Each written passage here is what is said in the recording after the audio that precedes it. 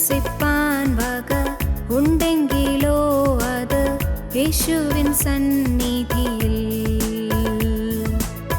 പ്രശംസിപ്പാൻ വക ഉണ്ടെങ്കിലോ അത് യേശുവിൻ സന്നിധിയിൽ.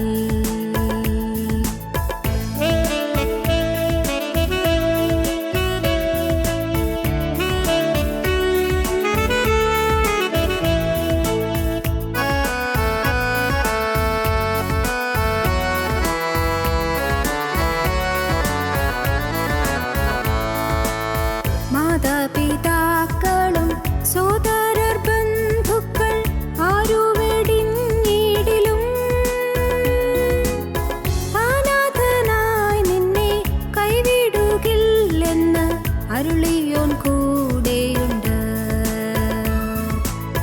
അനാഥനായി നിന്നെ കൈവിടുകില്ലെന്ന് അരുളിയോൻ കൂടെയുണ്ട്.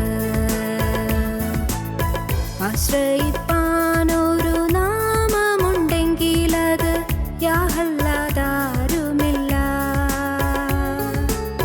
പ്രശംസിപ്പാൻ വക ഉണ്ടെങ്കിലോ അത് യേശുവിൻ സന്നിധിയിൽ.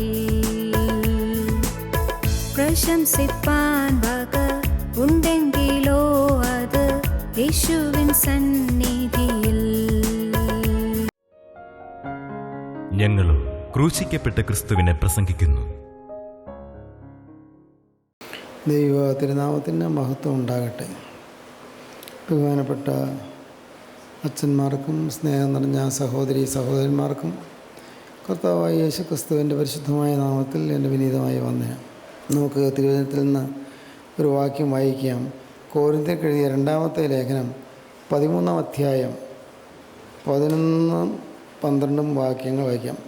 തീർച്ചയ്ക്ക് സഹോദരന്മാരെ സന്തോഷിപ്പീൻ, യഥാസ്ഥാനപ്പെടുവീൻ, ആശ്വസിച്ചുകൊള്ളുവീൻ, ഏക മനസ്സുള്ളവരാകുവീൻ, സമാധാനത്തോടെ ഇരിപ്പീൻ. എന്നാൽ സ്നേഹത്തിൻ്റെയും സമാധാനത്തിൻ്റെയും ദൈവം നിങ്ങളോടുകൂടി ഇരിക്കും.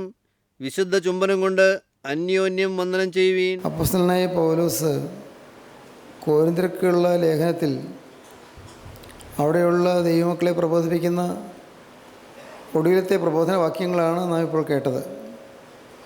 കോരിന്ത്യർക്ക് എഴുതിയ 2 ലേഖനങ്ങൾ നമുക്ക് വേദപുസ്തകത്തിൽ കിട്ടിയിട്ടുണ്ട്. എന്നാൽ കോരിന്ത്യർക്ക് എഴുതിയ 3 ലേഖനങ്ങളുണ്ട് എന്നാണ് ചില വേദപണ്ഡിതന്മാർ അഭിപ്രായപ്പെടുന്നത്. 3 ലേഖനങ്ങൾ. അതിൽ ഒരു ലേഖനം നമുക്ക് ലഭിച്ചിട്ടില്ല. ആ ലേഖനം കൂടി ഉൾപ്പെടുത്തിക്കൊണ്ടാണ് അപ്പോസ്തലൻ മറ്റു ലേഖനങ്ങൾ എഴുതുന്നത്. കോരിന്ത്യർക്ക് എഴുതിയ ഈ 2-ാമത്തെ ലേഖനത്തിൽ കൊരിന്ത്യ സഭയിലുള്ള ചില അരുതായികളെ ചൂണ്ടിക്കാണിക്കുന്നുണ്ട്. സഭ വളർന്നു വരുംതോറും, സഭയിൽ അംഗസംഖ്യ വർദ്ധിക്കും തോറും ചില ദൈവികമല്ലാത്തതായ ചില പാരമ്പര്യങ്ങളും ദൈവികമല്ലാത്തതായ ചില അനുഷ്ഠാനങ്ങളും കടന്നു വരുന്നുണ്ട്.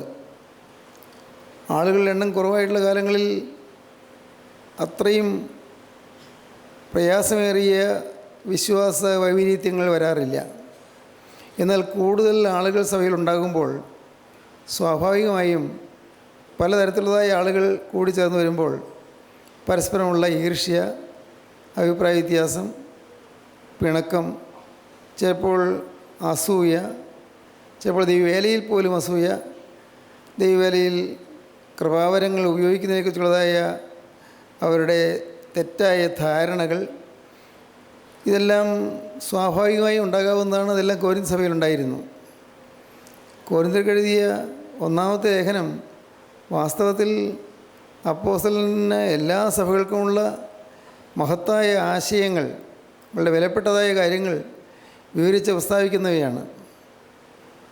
എങ്ങനെയാണ് വിവാഹ ജീവിതം നയിക്കേണ്ടതെന്ന്, എങ്ങനെയാണ് കർത്താവിൻ്റെ വേല ചെയ്യേണ്ടതെന്ന്, എങ്ങനെയാണ് കൃപാവരങ്ങൾ ഉപയോഗിക്കേണ്ടതെന്ന് തുടങ്ങി അനേകം കാര്യങ്ങൾ കൊരിന്ത്യ ലേഖനത്തിൽ അപ്പോസ്തലൻ പറയുന്നുണ്ട്. കൊരിന്ത്യർക്ക് എഴുതിയ 1-ാമത്തെ ലേഖനത്തിൽ ആത്മാവിൻ്റെ കൃപാവരങ്ങളെക്കുറിച്ച് പറയുന്നുണ്ട്. കൃപാവരങ്ങൾ, വിവേചനവരം, വെളിപ്പാടുകൾ, ദർശനങ്ങൾ, രോഗശാന്തിവരം, ഭൂതങ്ങളുടെ മേൽ അധികാരം എന്നിങ്ങനെയുള്ളതായി അനേകം ആത്മീയ വരങ്ങളെക്കുറിച്ച് പറയുന്നുണ്ട്. ആത്മീക വരങ്ങൾ അത് ഉപയോഗിക്കുന്നത് വളരെ സൂക്ഷിച്ച് വേണമെന്ന് അപ്പോസ്തലൻ പറയുന്നുണ്ട്. വളരെ കരുതലോടെ വേണമെന്ന് പറയുന്നുണ്ട്. ആത്മീയ കൃപാവരം ഉള്ളവർ, രോഗശാന്തി വരമോ അല്ലെങ്കിൽ മറ്റേതെങ്കിലും കൃപാവരമോ ഉള്ളവർ അവർ ഏറ്റവും വിനയത്തോടിരിക്കുകയും അവർക്ക് ഏതെങ്കിലും പ്രത്യേകതയുണ്ടായെന്ന് ഭാവിക്കാതെ വളരെ വിനയത്തോടെ വളരെ സൗമ്യതയോടെ നിൽക്കുകയും ചെയ്യണമെന്ന് അപ്പോസ്തലൻ പറയുന്നുണ്ട്. കൊരിന്തിലെ ക്രിസ്ത്യാനികൾക്കുണ്ടായിരുന്ന വേറൊരു വലിയ പ്രയാസം അവർ തമ്മിലുള്ളതായി ഇണക്കക്കുറവാണ്. നിങ്ങൾ തമ്മിൽ ഈർഷ്യയും പിണക്കവും ഇരിക്കെ നിങ്ങൾ ശേഷം മനുഷ്യരെപ്പോലെ അല്ലയോ എന്ന അപ്പോസ്തലൻ അവരെ ചോദ്യം ചെയ്യുന്നുണ്ട്. ഈർഷ്യയും പിണക്കവും മാറിയിട്ടില്ല. ചിലർ പൗലോസിൻ്റെ പക്ഷക്കാരെന്ന് പറയുന്നു, ചിലർ കേഫാവിൻ്റെ പക്ഷക്കാരെന്ന് പറയുന്നു, ചിലർ അപ്പൊല്ലോസിൻ്റെ പക്ഷക്കാരെന്ന് പറയുന്നു, ചിലർ ഞങ്ങൾ ക്രിസ്തുവിൻ്റെ പക്ഷക്കാരാണെന്ന് പറയുന്നു. അങ്ങനെ പല പക്ഷം തിരിഞ്ഞുള്ള കിടമത്സരങ്ങൾ ആ 1-ാം നൂറ്റാണ്ടിൽ തന്നെ സഭയിലുണ്ടായിരുന്നു. കോരിന്ത് സഭ അതിന് പറ്റിയ ദൃഷ്ടാന്തമായിരുന്നു. ഈ കോരിന്ത് അന്നത്തെ മുഖ്യ വ്യാപാര കേന്ദ്രമായിരുന്നു. മാത്രമല്ല ഏറ്റവും കൂടുതൽ ആളുകൾ താമസിക്കുന്ന പട്ടണമായിരുന്നു ഈ കോരിന്ത് എന്ന് പറയുന്ന സ്ഥലം. അപ്പോസ്തലൻ്റെ മിഷണറി യാത്രയിൽ അപ്പോസ്തലൻ ചെല്ലുകയും ദൈവവചനം പറയുകയും ചെയ്ത് അനേകരുടെ മാനസാന്തരപ്പെട്ടു, അനേക ക്രിസ്തു വിശ്വാസത്തിലേക്ക് വന്നു. എന്നാൽ അപ്പോസ്തലൻ ഈ ലേഖനം എഴുതുന്ന കാലമായപ്പോഴേക്കും വലിയൊരു കെടുതിയാണ് സംഭവിച്ചത്. വലിയൊരു വിപര്യം എന്ന് പറയട്ടെ, ഒരു വിപരീതമായ സംഭവമാണ് ഉണ്ടായത്. വിപര്യം, കഷ്ടത. എന്താണത്? അവിടെയുള്ള ആളുകൾ അവർക്കുണ്ടായിരുന്ന ആദ്യത്തെ വിശ്വാസം നഷ്ടപ്പെട്ടു. ആദ്യം ഉണ്ടായിരുന്ന ഭക്തിസാന്ദ്രമായ ഭക്തിപ്രചുരമായ അവരുടെ ആത്മീയമായ നിലവാരം ഇടിഞ്ഞുപോയി. കുറച്ചുകൂടി ലളിതമായി പറഞ്ഞാൽ ഡൈല്യൂട്ടായിപ്പോയി. ആത്മീയം ഡൈല്യൂട്ടഡായി. ആത്മീയത്തിൽ നല്ല സാന്ദ്രതയുള്ളൊരു കാലം ഉണ്ടായിരുന്നു, ആത്മീയത്തിൽ നല്ല കെട്ടുറപ്പുള്ള കാലം ഉണ്ടായിരുന്നു. എന്നാൽ അവർ ആത്മീയത്തിൽ അധപ്പതിച്ചു പോയി. കാരണം ഇതുമാത്രമാണ് അഭിപ്രായ വ്യത്യാസങ്ങൾ, പരസ്പരമുള്ള പോരടികൾ, പരസ്പരമുള്ളതായ ഭിന്നാഭിപ്രായങ്ങൾ. ഓരോരുത്തരും ഓരോ അഭിപ്രായം പറയുന്നതിന് അതിന് ഉപോത്ബലകമായി അവർക്ക് വേദവാക്യങ്ങളുണ്ട് താനും. ആ ഓരോ വേദവാക്യങ്ങളും വെച്ചുകൊണ്ട് അവർ പരസ്പരം മല്ലടിക്കുകയും പോരടിക്കുകയും ചെയ്തുകൊണ്ടിരുന്നു. ഇതെല്ലാം അപ്പോസ്തലൻ്റെ ഹൃദയത്തെ വല്ലാതെ വേദനിപ്പിച്ചു. അപ്പോസ്തലൻ ഒരു സമയത്ത് പറയുന്നുണ്ട്, സകല സഭകളെയും കുറിച്ചുള്ള ചിന്താഭാരം എന്ന തിരക്കും എനിക്കുണ്ടായി എന്ന്. കൊരിന്ത്യർക്കെഴുതിയ 2-ാമത്തെ ലേഖനം 11-ാം അധ്യായത്തിലാണ് പറയുന്നത്. സകല സർവ്വസഭകളെയും കുറിച്ചുള്ള ചിന്താഭാരം എന്ന തിരക്കും എനിക്കുണ്ട്. അനേകം പേര് കൂട്ടായ്മയിൽ വന്നു, കൊരിന്ത്യ സഭയിൽ വന്നു. പക്ഷേ ആളുകളെണ്ണം കൂടി, പക്ഷേ അവരെക്കുറിച്ച് ചിന്താഭാരപ്പെടുകയാണ്. അവർ ആത്മീയ മൂല്യങ്ങൾ നഷ്ടപ്പെടുത്തിയെന്ന്. ആത്മീയ മൂല്യങ്ങൾ നഷ്ടപ്പെടുത്തിയാൽ അവർക്ക് ദൈവരാജ്യം കിട്ടുകയില്ല എന്ന്, ദൈവരാജ്യത്തിലെത്തുവാൻ സാധിക്കുകയില്ല എന്ന്. ഏതൊരു ഉദ്ദേശത്തോടു കൂടി ക്രിസ്തു വിശ്വാസത്തിലേക്ക് വന്നുവോ ആ ഉദ്ദേശം നഷ്ടപ്പെട്ടു പോകുന്നുവെന്ന് അപ്പോസ്തലന് നല്ലതുപോലെ മനസ്സിലായി. അപ്പോസ്തലൻ അത് അവരെ ഓർമ്മിപ്പിച്ചു.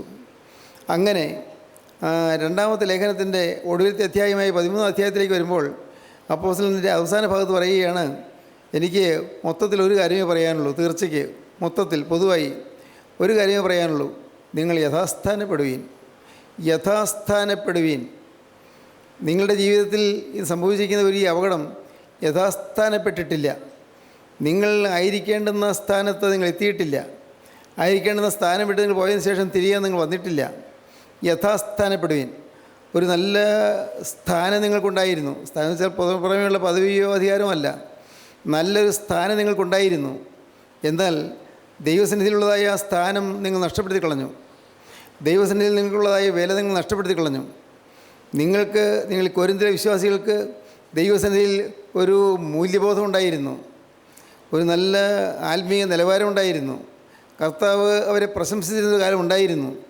അവരുടെ ആത്മീയ നിലവാരത്തെക്കുറിച്ച് കർത്താവ് നല്ല അഭിപ്രായം ഉണ്ടായിരുന്നു. പക്ഷേ ഇപ്പോൾ വന്നിരിക്കുന്നത് അവർ സ്ഥാനം തെറ്റിപ്പോയി എന്നുള്ളതാണ്. അവരുടെ സ്ഥാനം തെറ്റിപ്പോയി. ദൈവസന്നിധിയിലുള്ളതായ അവരുടെ നിൽപ്പ് ഇന്ന് മാറിപ്പോയിരിക്കുന്നു. ഇന്ന് അവർ കർത്താവിൻ്റെ വശത്ത് നിന്ന് മാറി ശത്രുപക്ഷത്തേക്ക് മാറിപ്പോയിരിക്കുന്നു, പൈശാചികൻ്റെ പക്ഷത്തേക്ക് മാറിപ്പോയിരിക്കുന്നു.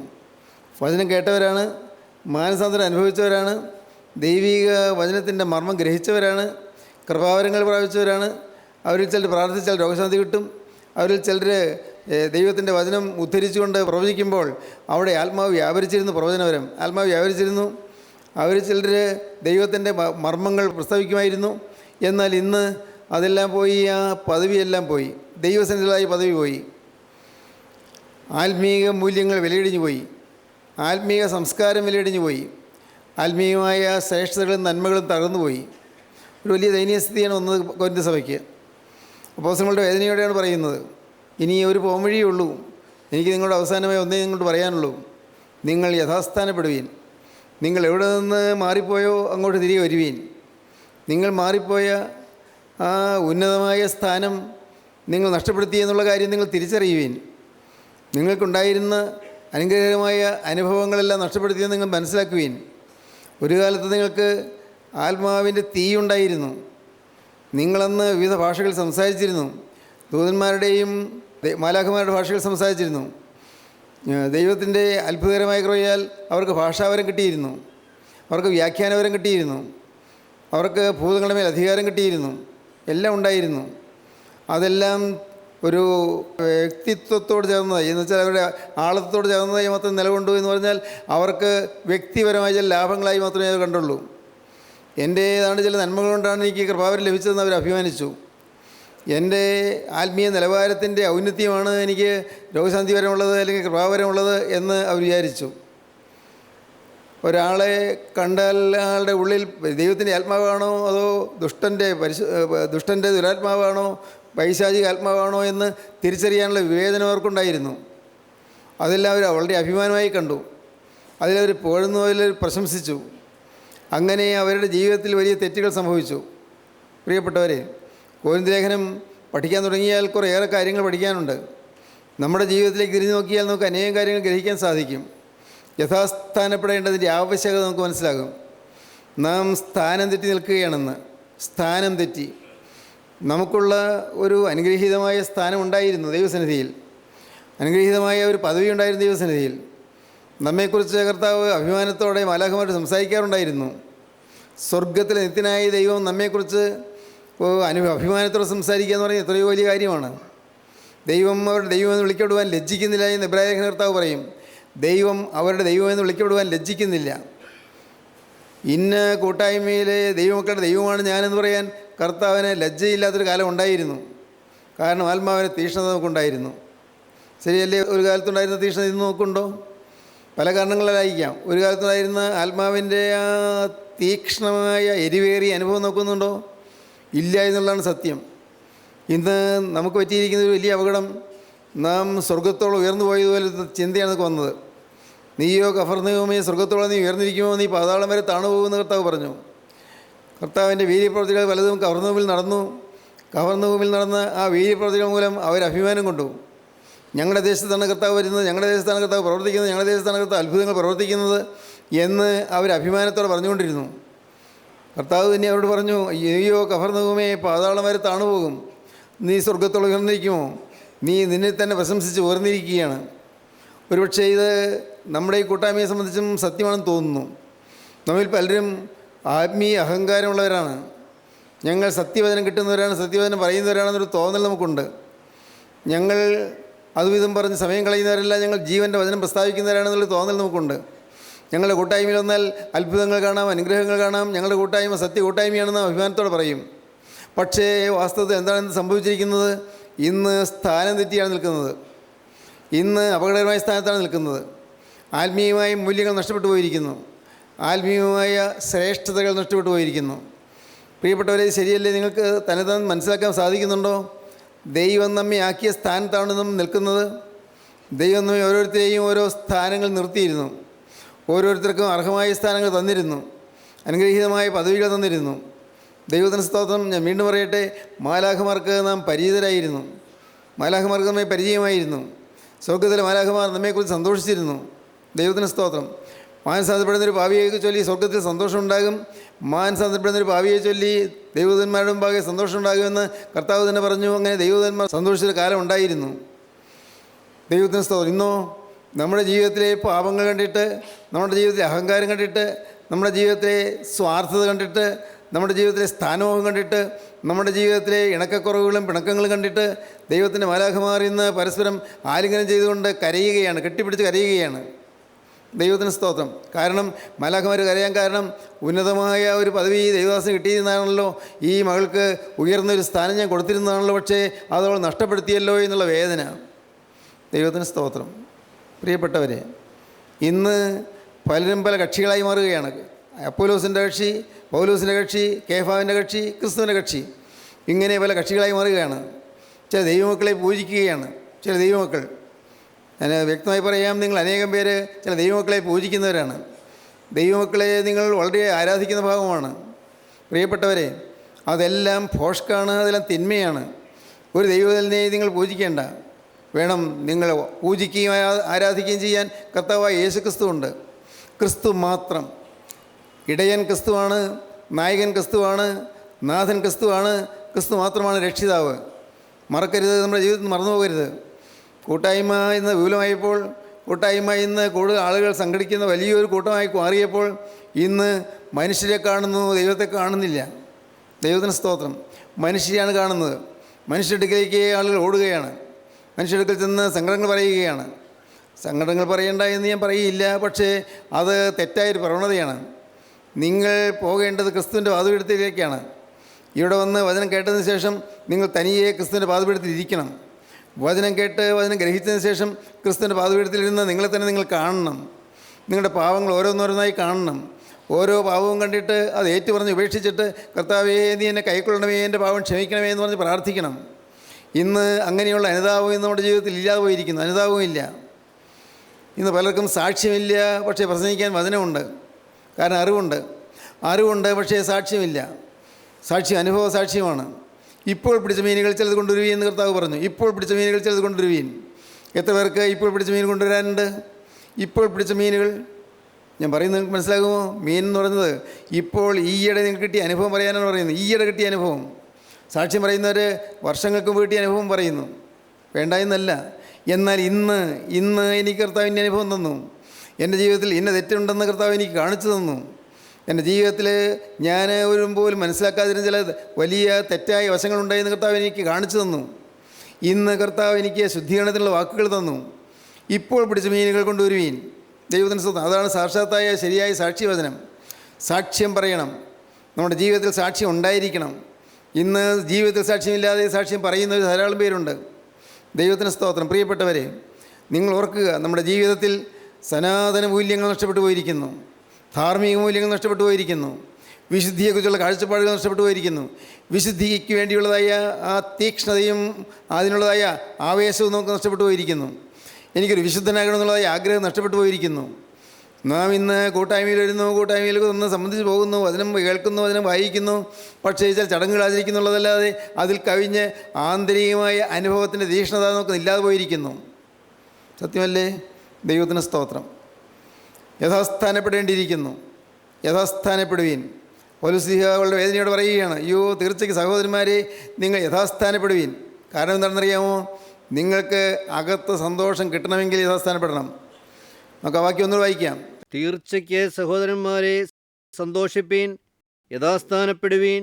സന്തോഷിപ്പീൻ, യഥാസ്ഥാനപ്പെടുവീൻ. യഥാസ്ഥാനപ്പെട്ടെങ്കിൽ മാത്രമേ ആന്തരിക സന്തോഷം ഉണ്ടാകുകയുള്ളൂ. അല്ലെങ്കിൽ ഏതോ ഒന്നിനു വേണ്ടിയുള്ളതായ ദാഹമകത്ത് കിടക്കും, ഒരു തൃപ്തിയില്ലാതിരിക്കും, എപ്പോഴും എന്തോ ഒരു അങ്കലാപ്പുള്ളിലുണ്ടായിരിക്കും, ഏതോ ഒരു അസ്വസ്ഥത നമ്മുടെ ഹൃദയത്തിലുണ്ടായിരിക്കും. അസ്വസ്ഥത എന്നാണെന്ന് അറിഞ്ഞുകൂടാ.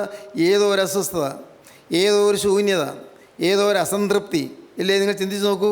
നിങ്ങളുടെ ജീവിതത്തിൽ ഇന്ന് എന്തിനെല്ലാമാണ് അസംതൃപ്തിയുള്ളത്? ഒരു തൃപ്തികേട്, വിചാരിച്ചതുപോലെ പോകുന്നില്ല എന്നുള്ള തൃപ്തികേട്, അതൃപ്തി, അസംതൃപ്തി. പലതിലും നമുക്ക് അസംതൃപ്തിയാണ്. പലതിലും നമുക്ക് ചില പോരായ്മകളാണ്. ചിലപ്പോൾ നാം അറിയാതെ നെടുവീർപ്പിട്ട് പോകും. എന്തിന് നെടുവീർപ്പെടുന്നു? ഏതോ ചില കാര്യങ്ങളിൽ ഞാൻ ക്ഷീണിതനായിപ്പോയി എന്നുള്ള ചിന്ത, ഞാൻ പോപ്പുലാരിറ്റി കുറഞ്ഞു പോയി എന്നുള്ള ചിന്ത. ഇതെല്ലാം അസഹിഷ്ണുതയാണ്, അതെല്ലാം പാപവുമാണ്. ദൈവത്തിന് സ്തോത്രം. എങ്ങനെയും എൻ്റെ സ്ഥാനങ്ങൾ വീണ്ടെടുക്കാനുള്ള ആഗ്രഹമുണ്ട്, പക്ഷേ ജഡീകമായ രീതിയിൽ പോകുന്നുള്ളൂ. മാറിയിരുന്ന് എൻ്റെ ജീവിതത്തിൽ നിന്ന് പോയ തെറ്റെന്താണെന്ന് ഓരോരുത്തരും കണ്ടുപിടിക്കണം. നമ്മുടെ ഈ കൂട്ടായ്മയിലുള്ള ഒരു വലിയ പ്രത്യേകതയാണ്, നിങ്ങൾക്ക് വചനം കിട്ടിയിട്ടുണ്ട്, ധാരാളം വചനം കിട്ടുന്നുണ്ട്, ഇഷ്ടംപോലെ വചനം കേൾക്കുന്നുണ്ട്. എങ്ങനെയാണ് ഒരുങ്ങേണ്ടതെന്ന് നിങ്ങൾക്കറിയാം. ഒരാൾക്ക് പറഞ്ഞു കൊടുക്കാൻ നിങ്ങൾക്കറിയാം. എങ്ങനെ ഒരുങ്ങിയാലാണ് ദൈവം സ്വീകരിക്കുക എന്ന് പറഞ്ഞു കൊടുക്കാനുള്ളതായ ജ്ഞാനം നിങ്ങൾക്കുണ്ട്, അറിവ് നിങ്ങൾക്കുണ്ട്. പക്ഷേ നിങ്ങൾക്ക് അനുഭവം നഷ്ടപ്പെട്ടു പോയിരിക്കുന്നു. അനുഭവമില്ല. ശരിയല്ലേ? അനേകർക്ക് അനുഭവമില്ല. യഥാസ്ഥാനപ്പെടേണ്ടിയിരിക്കുന്നു. സന്തോഷം വേണമോ? ആന്തരികമായി തൃപ്തി വേണമോ? മനസ്സിനൊരു ഉന്മേഷം വേണമോ? മനസ്സെപ്പോഴും കുതിച്ചു കൊണ്ടിരിക്കണമോ? മനസ്സിലെപ്പോഴും ആവേശം തുടിച്ചു കൊണ്ടിരിക്കണമോ? ഒരു പോംവഴിയുള്ളൂ, യഥാസ്ഥാനപ്പെടുക. ദൈവത്തിന് സ്തോത്രം.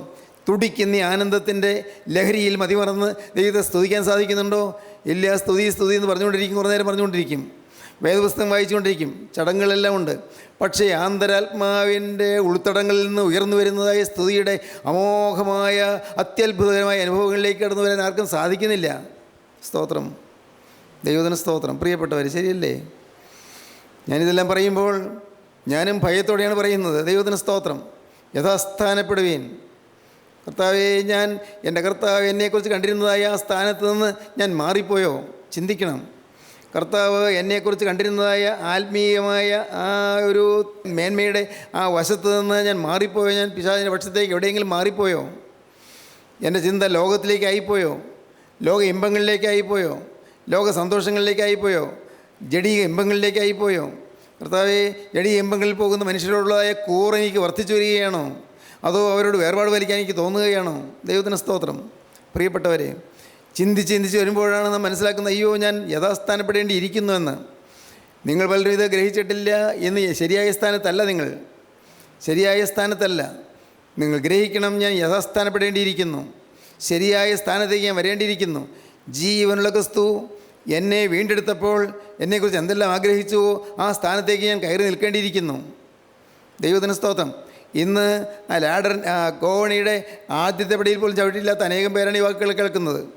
ഉയരത്തിലേക്കുള്ളൊരു ഗോവണി, ആ ഗോവണിയുടെ ആദ്യത്തെ പടിയിൽ പോലും ചവിട്ടിയിട്ടില്ല ചിലർ ചവിട്ടി കയറി 2-3 പടവുകൾ കയറി, പക്ഷേ പിന്നെ ഊർന്ന് താഴോട്ട് പോന്നു. അതുകൊണ്ട് പിറകെ വരുന്നവരെയും കൂടെ വീഴിച്ചു. ചിലർ അങ്ങ് നല്ലപോലെ കുറച്ച് ഉയർന്ന തലങ്ങളിലെത്തി. ആളുകളെല്ലാവരും നല്ലതെന്ന് പറഞ്ഞു, നല്ല അഭിപ്രായം പറഞ്ഞു. പക്ഷേ ആ ഉയർന്ന തലത്തിലെത്തിയിട്ട് പെട്ടെന്നാണ് ഏതോ ചില സ്ഥാനമോഹങ്ങളോ അതല്ലെങ്കിൽ ചില വ്യക്തിപരമായ ഇഷ്ടക്കേടുകളോ മുഷിച്ചിലുകളോ വന്നിട്ട് താഴോട്ട് പോന്നു. ആ പോകുന്നയാൾ മാത്രമല്ല, പിറകെ വരുന്ന എല്ലാവരെയും താഴോട്ട് വീഴ്ചകൊണ്ടിരുന്നു. ഇതല്ലേ സംഭവിക്കുന്നത്? ഒരു ലാഡർ, ഒരു ഗോവണി നമ്മുടെ മുന്നിൽ കാണിച്ചു തന്നിരിക്കുന്നു. ആ ഗോവണിയിൽ നിങ്ങൾ എത്രത്തോളം കയറി നിങ്ങൾ ചിന്തിച്ച് നോക്കൂ. നിങ്ങൾ ആ ഗോവണിയിൽ കൂടി കയറി ഉയർന്ന സ്ഥാനത്തെത്താനാണ് കർത്താവ് ആഗ്രഹിച്ചത്. അത്യുന്നതമായ സ്ഥാനത്തെത്താനാണ്. മാലാഖമാരുടെ നിരയിൽ നിന്നുകൊണ്ട് ദൈവത്തെ സ്തുതിക്കാനാണ്. അത്യുന്നതങ്ങൾ സ്വർഗീയ മാലാഖമാർ സ്തുതിക്കുന്നത് പോലെ ഞങ്ങളും നിന്നെ സ്തുതിക്കുമെന്ന് പറയുന്ന ആ പ്രാർത്ഥനയിൽ അലിഞ്ഞു ചേരാനാണ്. സ്തോത്രം. ദൈവത്തിൻ്റെ ആത്മാവിൽ സ്തുതിക്കാനുള്ളതായ കൃപയുടെ നിറവിലേക്ക് നമ്മെ കൊണ്ടുവരാനാണ് കർത്താവ് ആഗ്രഹിക്കുന്നത്. സഹോദരങ്ങളെ, ഇത് ചിന്തിക്കൂ. നിങ്ങൾക്ക് ഒരു കാലത്തുണ്ടായിരുന്ന ആത്മീയ സന്തോഷം എന്നുണ്ടോ? ഒരു കാലത്തുണ്ടായിരുന്ന ആത്മീയ സംതൃപ്തി എന്നുണ്ടോ? ഒരു കാലത്തുണ്ടായിരുന്ന ആത്മീയ വിവേകം നമുക്കുണ്ടോ? വിവേകം. ഒരു കാലത്തുണ്ടായിരുന്ന ആ ആത്മാവിലുള്ള തീക്ഷ്ണത കുറഞ്ഞിട്ട് ഇന്ന് അലസരായി പോയോ? ഞാൻ ചോദിക്കട്ടെ, നിങ്ങൾ ചിന്തിക്കൂ. നിങ്ങൾ എത്ര പേരെ കൃത്യമായി വേദപുസ്തകം വായിക്കുന്നുണ്ട്? ഓരോ ദിവസവും വേദപുസ്തകം വായിക്കുന്നുണ്ട്. ഓരോ ദിവസവും വേദപുസ്തകം വായിക്കും. വെറുതെ വായിച്ചു പോവുകയല്ല, അർത്ഥം ഗ്രഹിച്ച് നിർത്തി വായിച്ച് ധ്യാനിക്കുന്നവരുണ്ട്. ഓരോ ദിവസവും നിങ്ങളുടെ പ്രഭാത നമസ്കാരവും സന്ധ്യ നമസ്കാരവും ഒഴികെ ബാക്കി സമയത്ത് എവിടെ എപ്പോഴെങ്കിലും നിങ്ങൾ തനിയിരുന്ന് പ്രാർത്ഥിക്കുന്നുണ്ട്. ഇതൊന്നും കൂടാതെ ആത്മീയ ജീവിതം മുന്നോട്ട് കൊണ്ടുപോകാനൊക്കെയില്ല. സ്വന്തമായൊരു പ്രാർത്ഥനാ ജീവിതം വേണം.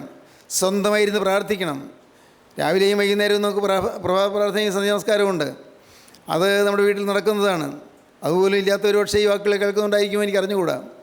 അതുപോലും ഇല്ലാത്തവർ ഇല്ലെങ്കിൽ ഇന്ന് തുടങ്ങണമേ എന്ന് എന്നോട് അപേക്ഷിക്കുകയാണ്. എന്നാൽ ഈ രാവിലെയും വൈകുന്നേരത്തുമുള്ള നമസ്കാരങ്ങൾ, ക്രമപ്രകാരമുള്ള നമസ്കാരങ്ങൾക്ക് പുറമേ നാം എപ്പോഴെങ്കിലും തനിയിരുന്ന് നമ്മെ ശോധന ചെയ്യാറുണ്ടോ? തനിയിരുന്ന് നമ്മുടെ ഉള്ളത്തിലേക്ക് ചൊഴിഞ്ഞു നോക്കാറുണ്ടോ? നമ്മുടെ ഹൃദയത്തിലേക്ക് നാം തിരിഞ്ഞു നോക്കാറുണ്ടോ? പുറമേ മദ്യപാനമില്ല, പുറമേ വേണ്ടാത്ത ജീവിതമില്ല, പുറമേ കൊലപാതകമില്ല, മോഷണമില്ല, കവർച്ചയില്ല, പുറമേ പ്രകടമായ ആരോടും വഴക്കിനും പിണക്കത്തിന് പോകുന്നില്ല. അതിൽ നാം സംതൃപ്തരായി കഴിഞ്ഞു പോവുകയാണ്. എന്നാൽ എൻ്റെ ഹൃദയം എങ്ങനെ ഇരിക്കുന്നു? എൻ്റെ ഹൃദയത്തിൽ ഞാനും എൻ്റെ ഭർത്താവും തമ്മിൽ പൂർണ്ണമായ ഐക്യത്തിലാണോ? ഞാനും എൻ്റെ ഭാര്യയും തമ്മിൽ എപ്പോഴും പൂർണ്ണ ഇഷ്ടത്തിലാണോ? പൂർണ്ണ ഐക്യത്തിലാണോ? ആ ഒരു ഹാർമണി എൻ്റെ കുടുംബത്തിലുണ്ടോ? ഭാര്യയും ഭർത്താവും ആ സ്നേഹത്തിൻ്റെ ഹാർമണി പുലർത്താൻ പറ്റുന്നുണ്ടോ?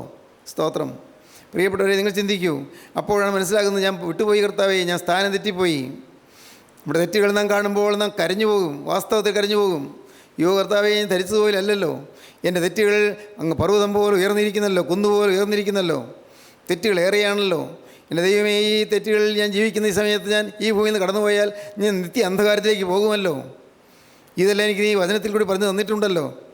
നീ എനിക്ക് തന്ന അനുഭവങ്ങളും വിഭവങ്ങളും ഞാൻ വേണ്ടതുപോലെ അനുഭവിച്ചില്ലെങ്കിൽ ഞാൻ അന്ധകാരത്തിൻ്റെ ഭയാനകമായ ആഴത്തിലേക്ക് ഞാൻ പോകുമല്ലോ. ചിന്തിക്കുന്നില്ല. ദൈവത്തിന് സ്തോത്രം. പ്രിയപ്പെട്ടവരെ, യഥാസ്ഥാനപ്പെടുവീൻ, വേഗം യഥാസ്ഥാനപ്പെടുവീൻ, ഒട്ടും വൈകരുത്. യഥാസ്ഥാനപ്പെടുക. ആദ്യം ദൈവം നമ്മെക്കുറിച്ച് ആഗ്രഹിച്ച് നമ്മെ വീണ്ടെടുത്തപ്പോൾ നമുക്ക് വേണ്ടി തന്നെ രക്തം ചിന്തി നമ്മെ വീണ്ടെടുത്തു എന്നുള്ളതായി ബോധ്യം നമുക്ക് കിട്ടിയപ്പോൾ, നമ്മുടെ ജീവിതം കർത്താവിന് സമർപ്പിച്ചപ്പോൾ അന്ന് കിട്ടിയതായ ആ ഒരു സന്തോഷത്തിൻ്റെ പ്രസരിപ്പ് ഇന്ന് നമുക്ക് ഉണ്ടോ എന്ന് നിങ്ങൾ ചിന്തിച്ച് നോക്കുക. ഇല്ലെങ്കിൽ ഒട്ടും വൈകാതെ നിങ്ങൾ ഇപ്പോൾ തന്നെ ദൈവത്തോട് വാക്ക് പറയണം, കർത്താവേ തെറ്റിപ്പോയി, കർത്താവേ തെറ്റിപ്പോയി, ഞാൻ അറിഞ്ഞില്ല, കർത്താവേ ഞാൻ വീണുപോയി, ഞാൻ അറിഞ്ഞില്ല, ഞാൻ ദൈവത്തിന് വേല ചെയ്ത് ഓടി നടന്നു, ഞാൻ അറിഞ്ഞില്ല, ഞാൻ ദൈവത്തിൻ്റെ സന്നിധിയിൽ ഞാൻ വീണുപോയി എന്ന്. ഞാൻ പാട്ടുപാടി, ഞാൻ പ്രസംഗിച്ചു, ഞാൻ സാക്ഷ്യം പറഞ്ഞു, ആളുകൾ ആവേശം കൊണ്ട്, പക്ഷേ ഞാൻ അറിഞ്ഞില്ല, ഞാൻ വീണിരിക്കുകയാണെന്ന് ഞാൻ അറിഞ്ഞില്ല, എൻ്റെ ആത്മാവിൻ്റെ അവസ്ഥ ഞാൻ അറിഞ്ഞില്ല. ഇന്ന് ഞാൻ കടന്നുപോയാൽ നിത്യ അന്ധകാരത്തിലേക്കാണ് പോകുന്നതെന്ന് ഞാൻ അറിഞ്ഞില്ല. അത് കേൾക്കാനോ വിശ്വസിക്കാനോ എനിക്ക് സാധിച്ചില്ല. എന്നാൽ എനിക്ക് ചില നന്മകളുണ്ടല്ലോ എന്ന് ഞാൻ അഭിമാനിച്ചുകൊണ്ടിരുന്നു. കർത്താവേ തെറ്റുപറ്റിപ്പോയി. ഇന്നത്തെ എൻ്റെ അവസ്ഥയിൽ ഞാൻ എന്നെക്കുറിച്ച് നീ ആഗ്രഹിക്കുന്ന സ്ഥാനത്തല്ല ഞാൻ ഇരിക്കുന്നത്, ഞാൻ യഥാസ്ഥാനപ്പെടേണ്ടിയിരിക്കുന്നു. സ്തോത്രം. ദൈവമക്കളെ, ഇന്ന് ഇത് കേട്ടുകൊണ്ടിരിക്കുമ്പോൾ തന്നെ നിങ്ങൾക്ക് ഇപ്പോൾ ഒരു പുതിയ തീരുമാനം എടുക്കാം. കർത്താവേ, ഞാൻ പഴയ ആ ആദ്യ സ്നേഹത്തിലേക്ക് ഞാനിതാ മടങ്ങി വരികയാണ്, സന്തോഷത്തിലേക്ക് മടങ്ങി വരികയാണ്, സംതൃപ്തിയുള്ള ആത്മീയ അനുഭവത്തിലേക്ക് മടങ്ങി വരികയാണ്, സന്തോഷിക്കുന്ന അനുഭവത്തിലേക്ക് മടങ്ങി വരികയാണ്, ആത്മാവിൽ സന്തോഷിക്കുന്ന ആ ശ്രേഷ്ഠമായ അനുഭവത്തിലേക്ക് ഞാനിതാ മടങ്ങി വരികയാണ്. നാഥാ, നിൻ്റെ ആ തിരുമുറിവിലേക്ക് നോക്കിക്കൊണ്ട്, ആ തിരുരക്തം വാർന്നൊഴുകുന്ന മുറിവുകളിലേക്ക് നോക്കിക്കൊണ്ട് ഞാനും ഇതാ ഒരു പുതിയ സമർപ്പണം എടുക്കുകയാണ്. ഇന്ന് ഞാനിതാ നിൻ്റെ സന്നിധിയിലേക്ക് ഓടി വരുന്നു. നാഥാ, ഞാൻ എൻ്റെ ജീവിതത്തിലെ തിന്മകളോട് യാത്ര പറഞ്ഞുകൊണ്ട്, എൻ്റെ സ്വയ നന്മകളോട് യാത്ര പറഞ്ഞുകൊണ്ട്, സ്വയ മഹത്വത്തോട് യാത്ര പറഞ്ഞുകൊണ്ട് ഞാനിതാ വരുന്നു. കർത്താവേ, നിൻ്റെ കരുണയ്ക്ക് വേണ്ടി യാചിച്ചുകൊണ്ട് ഞാനിതാ വരുന്നു. നിങ്ങൾ സമർപ്പിക്കൂ പ്രിയപ്പെട്ടവരെ, ദൈവകരങ്ങളിലേക്ക് നിങ്ങൾ ഏൽപ്പിക്കൂ, നിങ്ങൾക്ക് അനുഗ്രഹം ലഭിക്കും. ദൈവത്തിന് സ്തോത്രം. ജീവനുള്ള ഞങ്ങളുടെ വാഴ്ത്തപ്പെട്ട കർത്താവേ, അവിടെ ഞങ്ങളുടെ മധ്യത്തിൽ തന്നെ ഉള്ളതിനായി നന്ദിയോടെ സ്തോത്രം.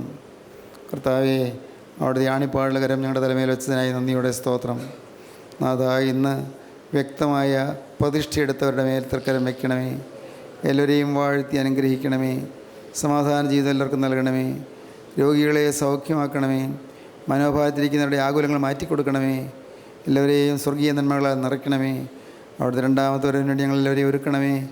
യേശു ക്രിസ്തുവിൻ്റെ പരിശുദ്ധമായ നാമത്തിൽ പ്രാർത്ഥിക്കുന്ന കൃപയോടെ കേൾക്കണം പിതാവേ. ആമീൻ. ഹല്ലേലൂയ.